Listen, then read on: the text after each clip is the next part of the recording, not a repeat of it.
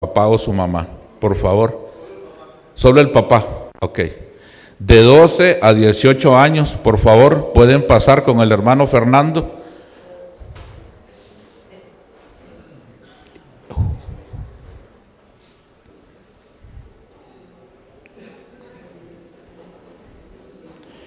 Muy bien.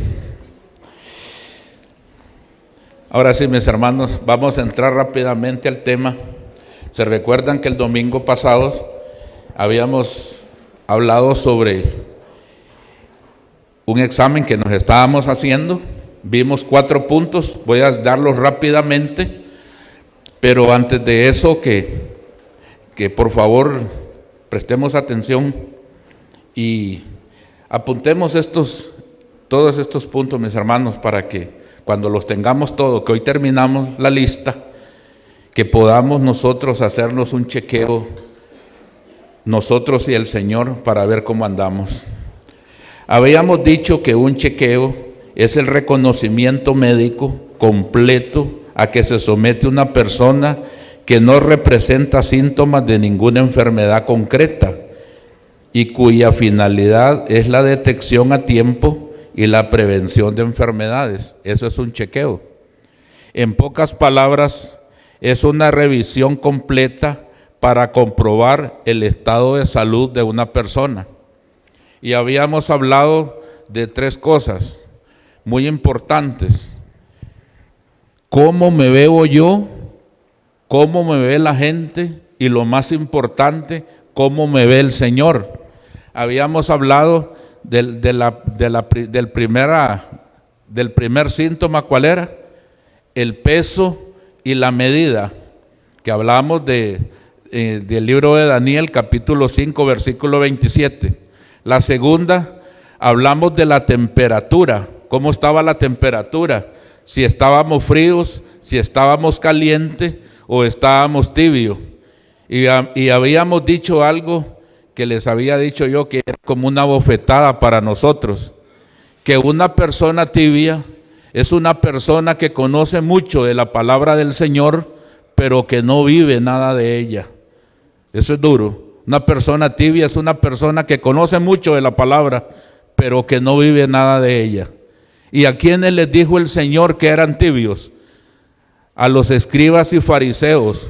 Porque cuando estaban delante del pueblo, el Señor se vuelve y les dice al pueblo que estaban escuchando a ellos instruirlo. El Señor se vuelve y les dice: hagan lo que ellos le dicen, pero no practiquen lo que ellos hacen, porque ellos son unas personas tibias. Eso es una persona tibia. Entonces vimos el peso, la medida, la temperatura, y vimos la vista.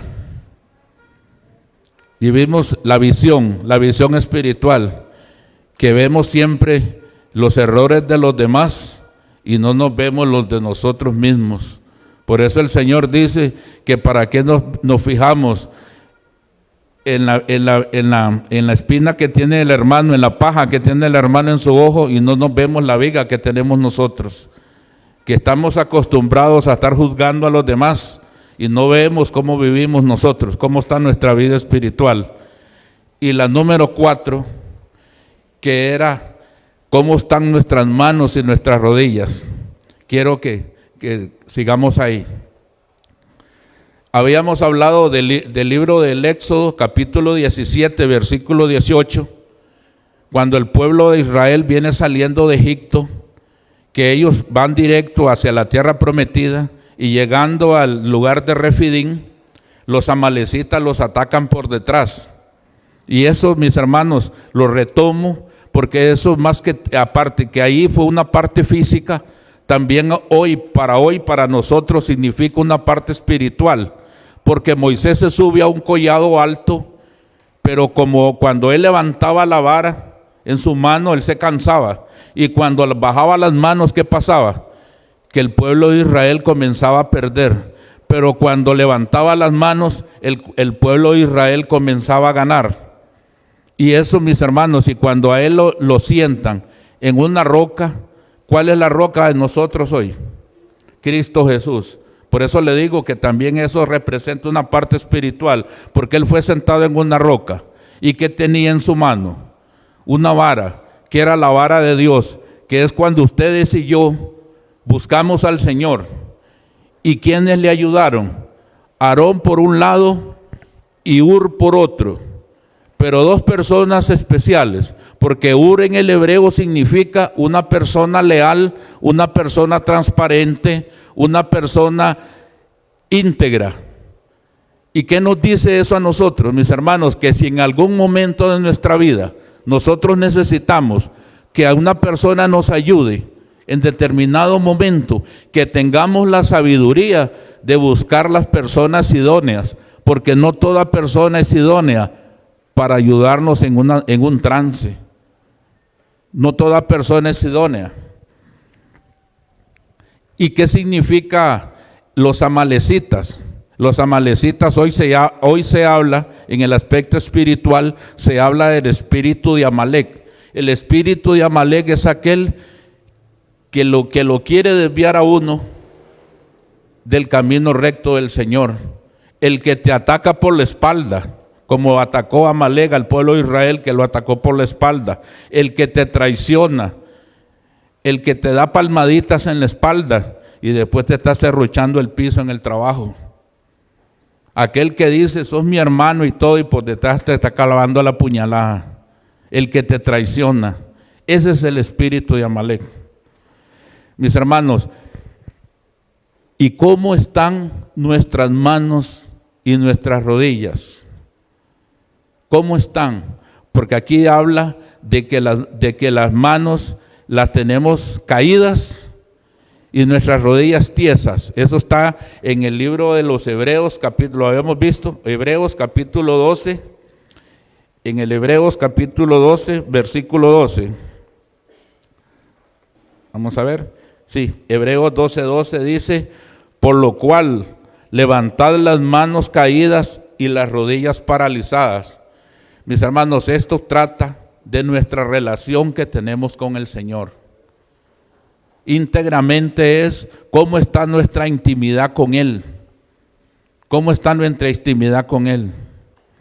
Nosotros no podemos tener éxito en ningún ámbito de nuestra vida, ni siquiera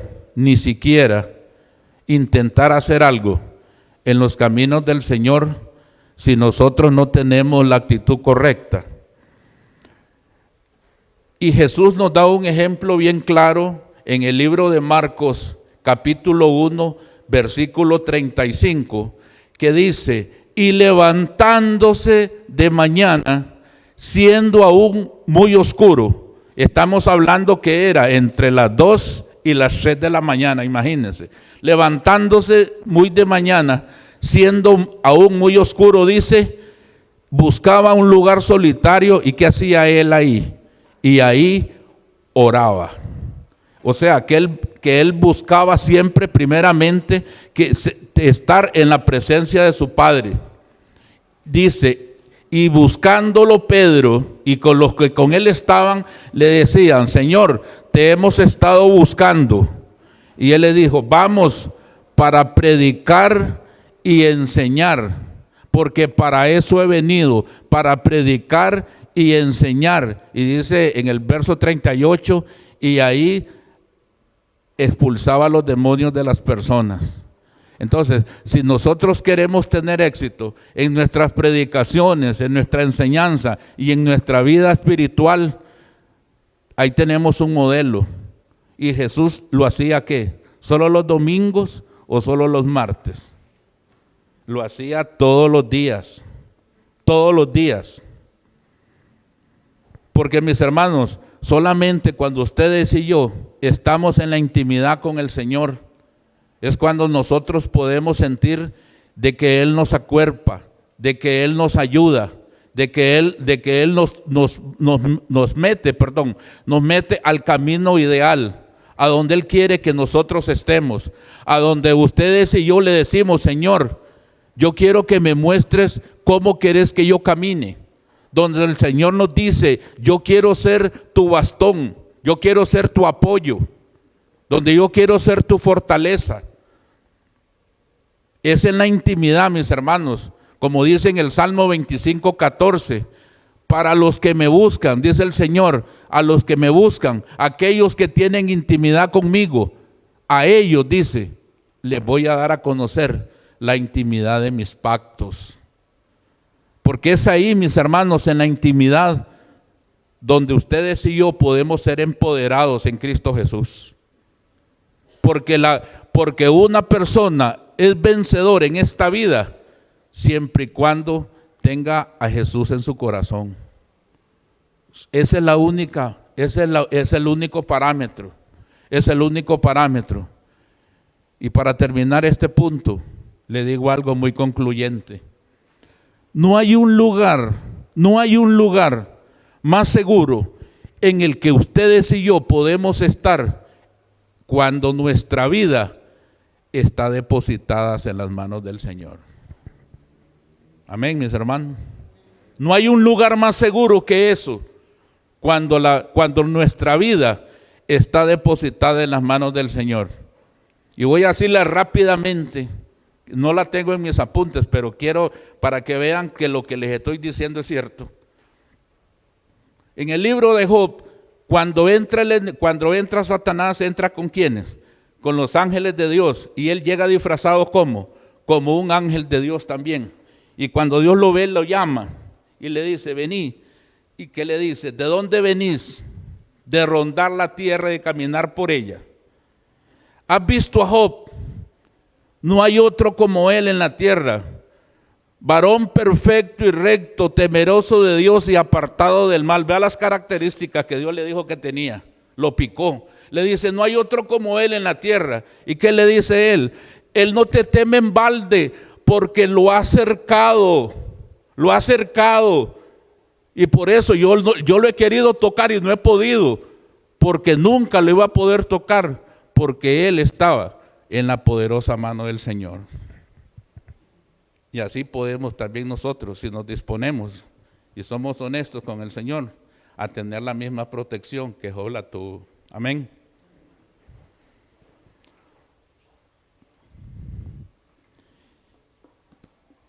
Vamos siguiendo nuestro chequeo espiritual. ¿Cómo está nuestro oído?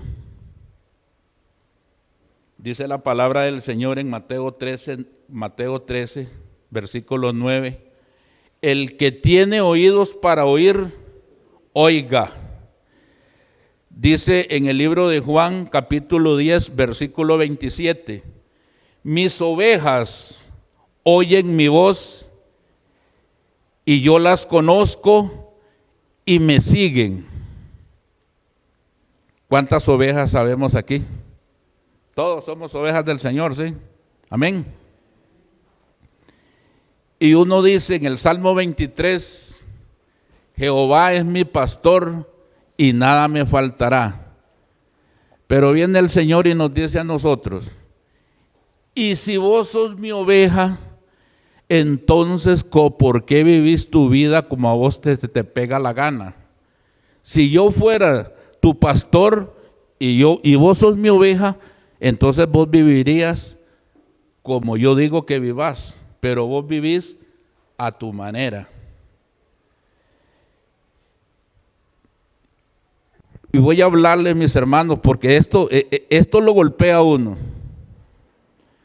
A veces nosotros podemos estar acá enseñando, predicando, y nunca haber escuchado la voz del Señor. ¿Cómo así? Vamos a verlo, porque yo lo que les digo está acá. Dice en Primera de Samuel, comenzando por el nombre de Samuel, que el Samuel en el hebreo significa Dios ha escuchado. ¿A quién escuchó? A Ana clamando, volcando su corazón delante del Señor. Y como el Señor lo escuchó, ella le dijo, si vos me das un hijo a mí, yo te lo ofrezco para que esté en el servicio tuyo. Y él la escuchó y por eso ella le puso Samuel, porque en el hebreo significa Dios ha escuchado. Vamos metiéndonos en la historia. Samuel servía con Elí, el sumo sacerdote. Él vivía en el templo. Dormía, digamos, esta era la cama de Samuel y aquí estaba el arca de la alianza. Él dormía aquí y el arca estaba ahí. Y nunca había escuchado la palabra del Señor. Y les voy a decir por qué. Y esto también es para nosotros los padres. ¿Sabe por qué no escuchaban la voz de Dios? Por la alcahuetería de Elí. Que él sabía que sus dos hijos, Ofni y Finés, hacían lo malo en el pueblo de Israel y él no los estorbaba, se hacía de la vista gorda. Y a veces nosotros los padres que cometemos ese error, que estamos viendo que nuestros hijos están haciendo lo malo y nos hacemos los tontos para no crear conflictos. Y el Señor le dice, cuando emite juicio, oiga, ese es duro, le dice, por cuanto no estorbaste a tus hijos, sabiendo lo que ellos estaban haciendo. Oiga, ellos se corrompieron tal que con las mujeres que cuidaban la entrada al templo, tenían relaciones sexuales ahí al puro frente del templo. Imagínense, ellos corrompieron, no solamente corrompieron su sacerdocio, lo que Dios le había dado a ellos no lo valoraron. Tengamos cuidado con eso, mis hermanos, con lo que Dios ha puesto en nuestras manos, con el servicio que nosotros hacemos al Señor. No juguemos con eso, porque con el Señor no hay plazo que no se cumpla ni deuda que no se pague. Y lo único que le dijo Elí a sus hijos fue esto, que fue algo profético. Le dice, si vos ofendés a un hermano, ahí tienen a los jueces para que se arreglen. Pero si vos ofendés a Dios, ¿quién va a interceder por vos? Y cuando Dios ha emitido juicio, ¿quién va a estorbar eso? La respuesta es nadie.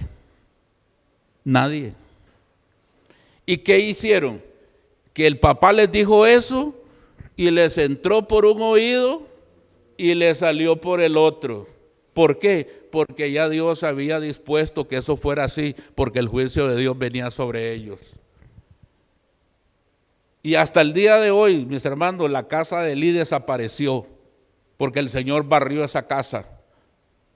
No iba a quedar nadie, vea la sentencia, nadie iba a llegar a viejo, todos iban a morir jóvenes. Y en un mismo día los dos hijos de él murieron, en un mismo día. ¿Por qué, mis hermanos?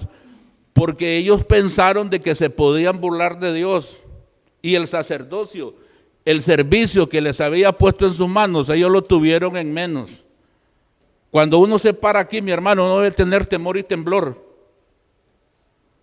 Porque el Señor está viendo, como dice en el libro de Proverbios 5:13, el Señor está en todo lugar viendo lo que hace el bueno y viendo lo que hace el malo. Tengamos cuidado con eso, mis hermanos. Tengamos cuidado con eso. Porque con Dios no se juega. ¿Qué dice Gálatas 6:7? ¿Alguien lo sabe? Ahí está, gracias mi hermano. Dios no puede ser burlado, porque todo lo que el hombre siembra, eso recogerá. Y a veces, mis hermanos, que es otra cosa que tenemos que tener cuidado, que a veces cuando queremos lograr ciertas cosas, decimos, es que el Señor me habló, el Señor puso eso en mi corazón. Porque tenemos ahí algo. Y yo les digo, cuando es palabra del Señor, que el Señor habla a tu vida, el Señor abre los caminos adecuados para Él bendecirlo. Porque el Señor honra su palabra. Él no le va a decir a usted que le va a dar tal cosa y después no le va a salir. El Señor no actúa de esa manera. Y hay personas, y vemos el caso triste de Saúl, que como ya el Señor no le habló a Asael, porque él quiso obedecer a Dios a medias, y con el Señor obedecer a medias es una gran desobediencia, el Señor le quitó su misericordia, y a él nunca más le volvió a hablar el Señor. ¿Y qué terminó haciendo? Que para que el Señor le hablara, buscó una bruja para que le hablara a través de la bruja. Si no le habló a través de Samuel, que era el profeta de Dios, él pensó que a través de la bruja le iba a hablar.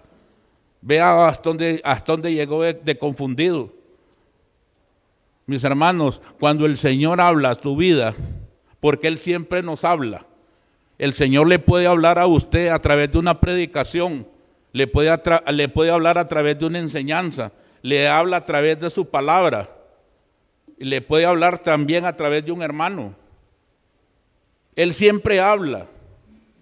Pero usted diga, es que yo nunca he escuchado. Entonces el problema no es de Dios, el problema es de uno. Porque algo malo debemos de tener en el oído. Porque Él siempre nos habla. Él siempre nos habla. El problema es de nosotros, que no sabemos qué nos está diciendo. Y que no nos hemos dado cuenta de qué nos está diciendo. Pero Él siempre nos habla. Tengamos cuidado con esas personas que vienen y le digan a usted, ay, como un día, no voy a mencionar nombres, pero es cierto, que una persona llegó y le dijo a mi esposa que el Señor le había hablado a ella, pero ese la voló, porque no le dijo que mi esposa lo bendijera en colones, sino que le dijo que lo bendiciera en dólares, ¿verdad, mi amor? Imagínense, pero no en colones, que lo bendijera en dólares, porque el Señor le había hablado y que mi esposa lo tenía que bendecir.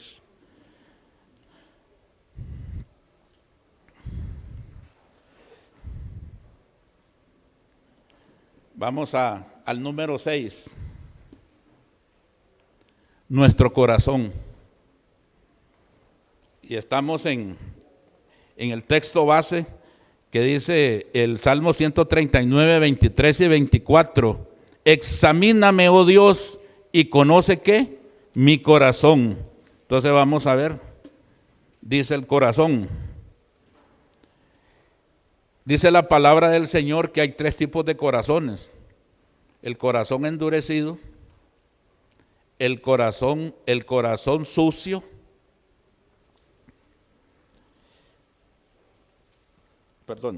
el corazón enfermo. Pero vamos a ver lo que dice el Señor cuando tenemos un corazón endurecido. Dice en Marcos 8, 16, 17. Y discutían entre sí diciendo, ¿es porque no trajimos pan?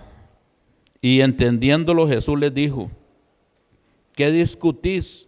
Porque no tenéis ni comprendéis, aún tenéis endurecido vuestro corazón. Mis hermanos, si le hago una pregunta, ¿cómo nosotros podemos endurecer nuestro corazón? ¿Cómo? ¿No saben? Vamos a ver lo que dice en Hebreos 13:2, Hebreos 3, del 12 al 13, dice, mirad, hermanos, que no haya ninguno de vosotros corazón malo, de incredulidad para apartarse del Dios vivo.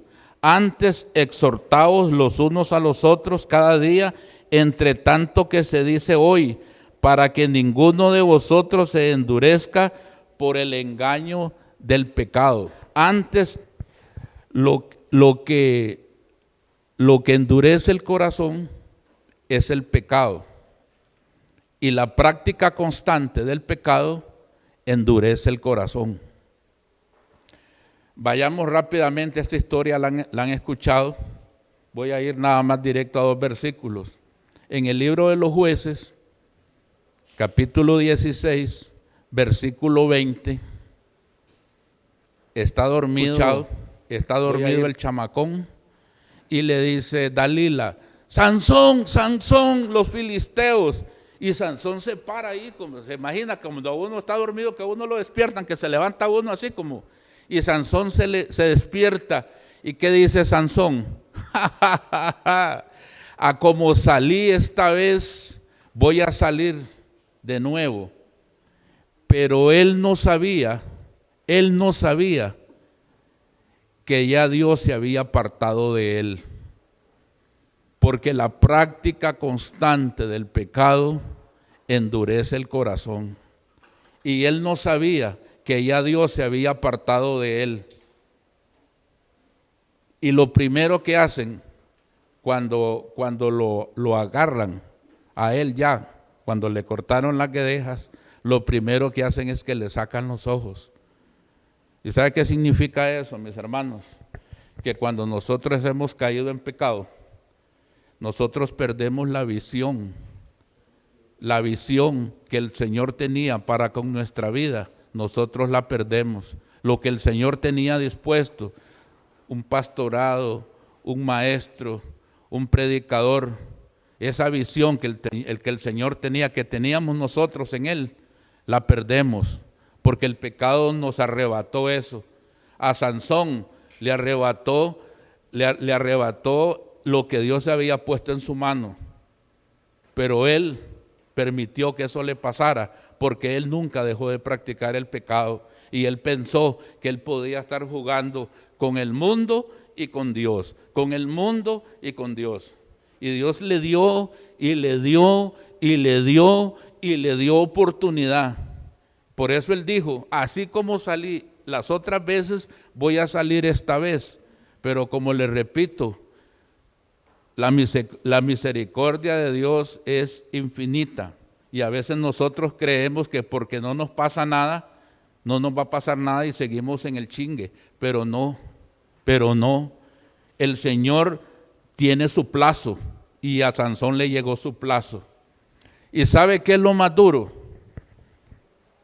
Ahí mismo, en Jueces capítulo 16, estábamos en el versículo 20, vayamos al 25, que cuando estaban borrachos, y cuando estaba, dice la palabra, dice que estaba alegre su corazón y estaban bajo las influencias del alcohol, ¿qué dijeron? Vayan, tráiganme a Sansón para que nos divierta. Tráiganme al juez, al que le temíamos, tráiganlo para que nos divierta. Y aquel no era el que predicaba en la PIBC, o aquel no era el que enseñaba. Y la gente lo ve pasar y verlo, estamos mejores nosotros que él. Y tal vez están parados en la puerta de un bar y dicen, no hombre, míralo cómo anda. Estamos mejores nosotros que él. Mis hermanos, porque eso es lo que Satanás quiere. Porque primero nos dé el dulce del pecado, y cuando nosotros nos llevamos ese pecado a la boca y caemos como cayó Sansón, después nosotros servimos como escarnio de la gente. Porque eso es lo que Satanás quiere con las vidas de nosotros, que nosotros, en lugar de impactar esas vidas para Cristo, que nosotros seamos como burla para la gente.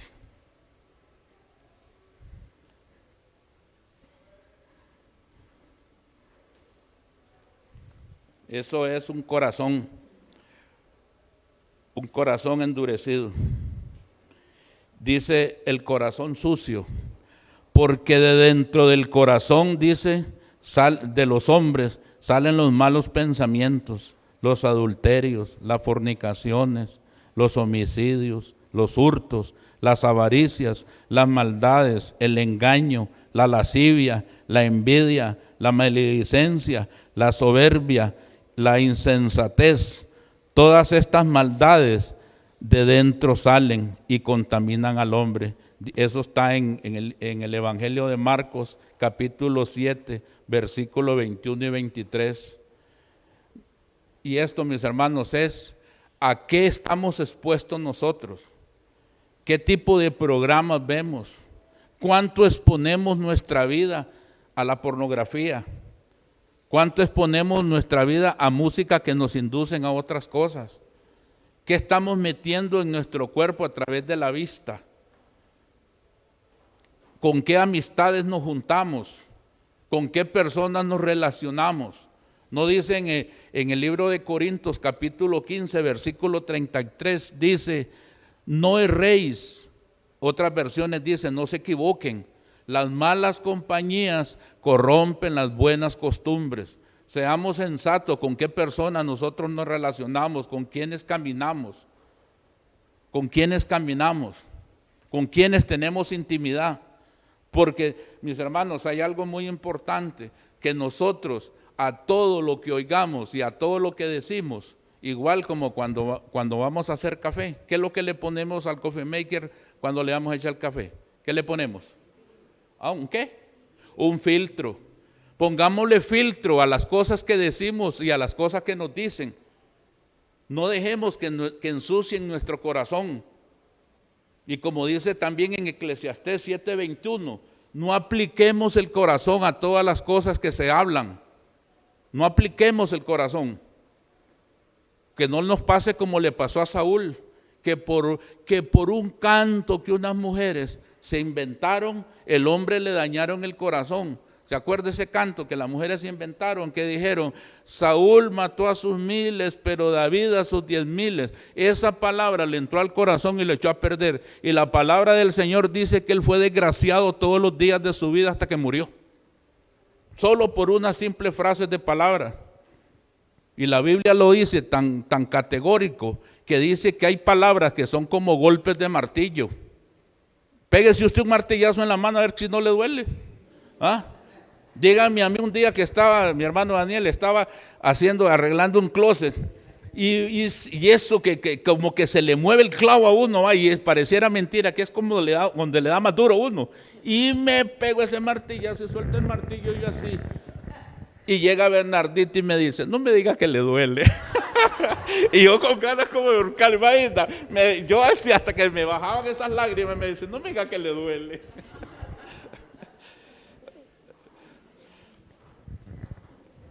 Y el último, mi hermano, dice, un corazón enfermo, dice el Levítico, capítulo 19, versículo 17, dice, no aborrecerás a tu hermano en tu corazón, razonarás con tu prójimo para que no participes de su pecado. Si usted tiene algo contra un hermano y donde lo ve, usted no se siente cómodo viéndolo, examínese, mi hermano, porque entonces quiere decir que usted tiene un corazón enfermo. Porque si usted lo ve y usted no siente paz, es porque hay algo malo que está pasando ahí. Y vamos a la última, mis hermanos, vamos bien. Dice, volviendo al texto, dice, examíname, oh Dios, y conoce mi corazón, pruébame y conoce mis pensamientos. Dice la palabra del Señor en el libro de Isaías, capítulo 55, versículo 7, dice, deje el impío su camino y el hombre inicuo sus pensamientos, y vuélvase a Jehová, el cual tendrá de él misericordia, y al Dios nuestro, el cual será amplio en perdonar. Porque la palabra del Señor dice en el libro de Isaías, capítulo 26, versículo 3, tú guardarás en completa paz a aquel cuyo pensamiento en ti persevera, porque ¿qué? Porque en ti ha confiado. Totalmente diferente. Dice que Él lo guarda en completa paz a aquel cuyo pensamiento en ti persevera, porque en ti ha confiado.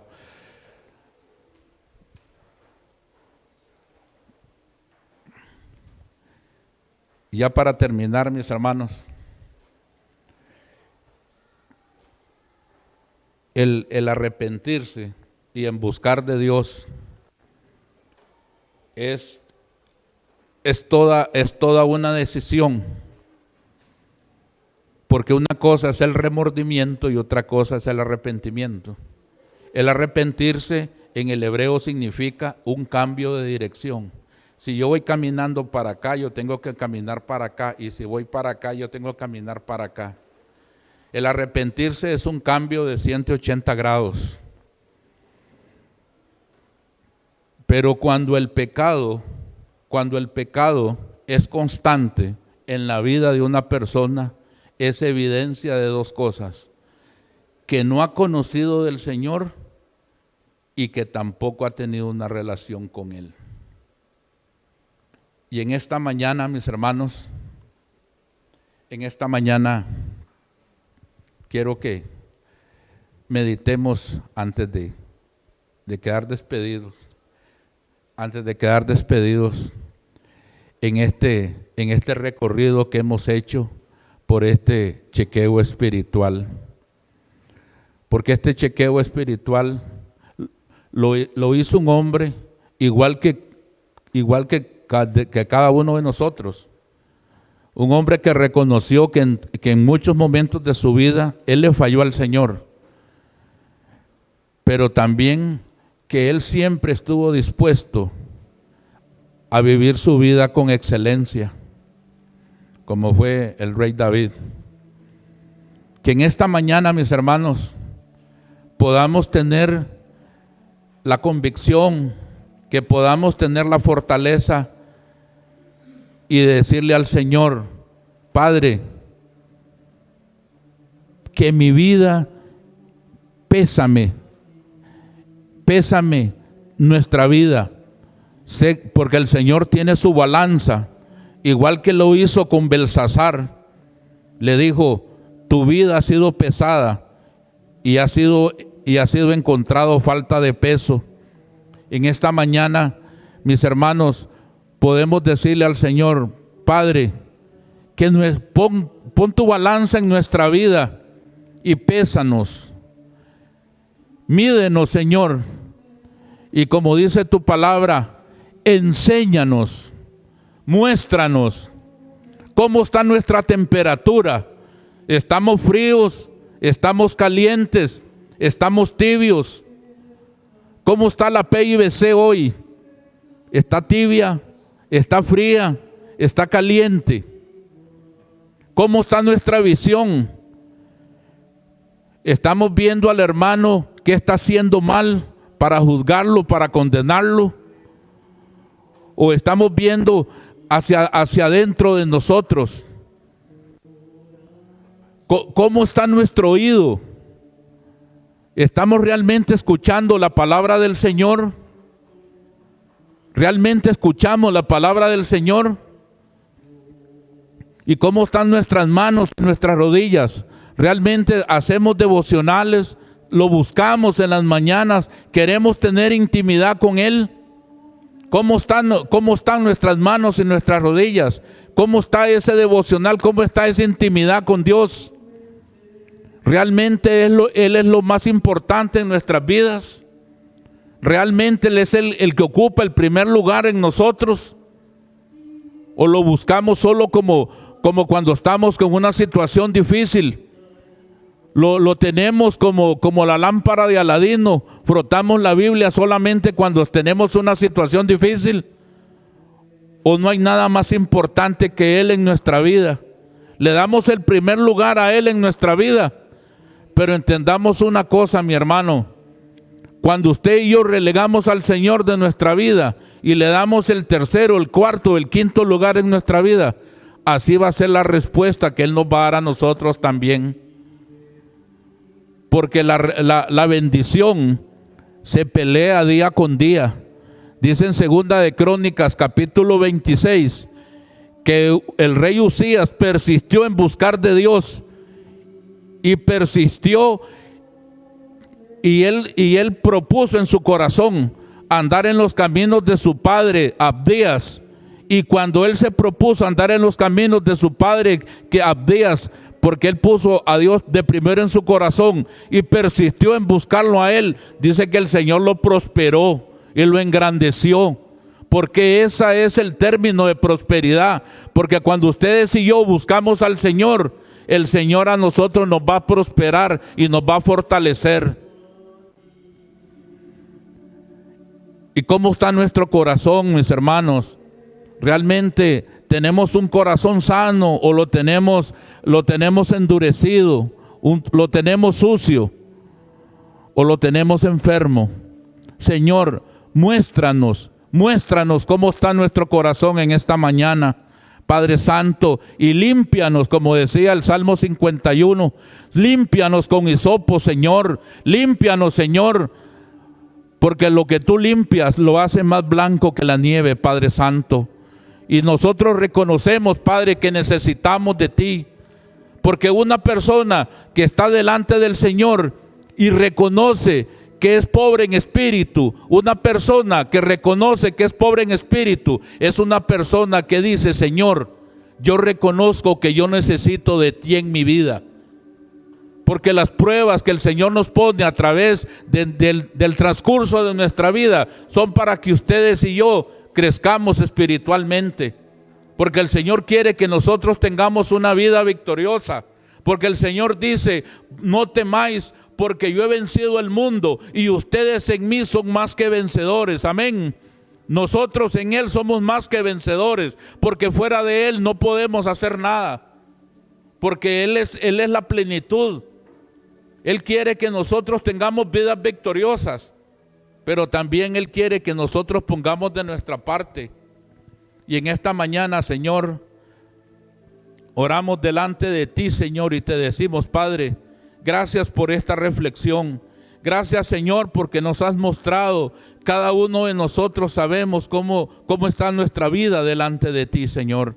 Y en esta mañana te pedimos perdón, Señor, y te pedimos, como el salmista David decía: muéstranos, enséñanos, Señor, a hacer lo que a ti te agrada, Padre. En una versión de la Nueva Versión Internacional dice en el Salmo 139, versículo 24: Señor, si nuestra conducta, si nuestra manera de vivir no te agrada, muéstranos cómo quieres tú que vivamos. Padre, te alabamos y te bendecimos, Padre Santo. Gracias por tu palabra, Señor. Gracias por este mensaje que nos has dado a la PIBC, Padre. Y que podamos ser todo lo honesto del mundo, Señor. Porque no queremos decir que hagamos este examen y que no nos salga nada. Al contrario, Señor, muéstranos si hay algo malo en nosotros. ¿Qué tenemos que corregir? ¿Qué caminos tenemos que enderezar, Señor? Padre, te alabamos y te bendecimos, Señor. Te alabamos y te damos muchas gracias. Y ahora, Padre Santo, que nos disponemos a ir a nuestra casa, Señor, que tu paz y tu amor estén con cada uno de nosotros. Bendícenos a cada uno de los que estamos acá por familia, y que tu amor y tu paz, Señor, inunden nuestro corazón.